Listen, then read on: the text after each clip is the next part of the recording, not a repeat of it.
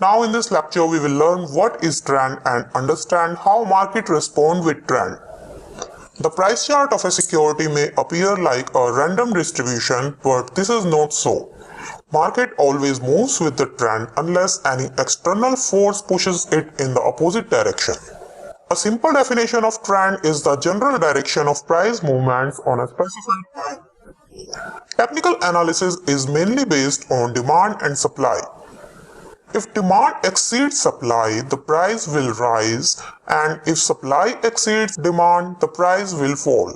We can see these rise and fall movements on a price chart, and the overall direction of these rise and fall movements makes a trend for the prices.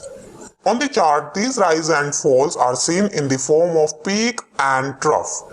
Each high is known as the peak or top of the swing, and each low is known as the trough or bottom of the swing. So these are the various peaks or tops, and these are the troughs or bottoms of the trend. Trends are generally of three types: uptrend, downtrend, and sideways trend. In an uptrend, peaks and troughs are higher and higher.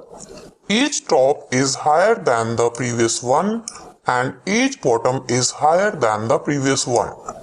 Again, this is the next top and it is higher than the previous top, and this is the next bottom and this is higher than this level, this bottom. So, in an uptrend, we get higher tops and higher bottoms. Here demand exceeds supply and makes the prices move higher and higher, and we say that the market is bullish. In the uptrend we should buy because the trend pushes the price higher and higher and we make more and more profit. In a downtrend there are successive lower peaks and troughs. This is the top and this is the bottom. Again this is the top and this is the bottom. But we can see this is the downtrend and each top is lower than the previous one. And each bottom is lower than the previous one. So this top is also lower than this top, so this is also a lower top, and this bottom is lower than this bottom, so this is the lower bottom. So in a downtrend we get lower tops and lower bottoms. Here supply is more than the demand and we say that it is a bear phase.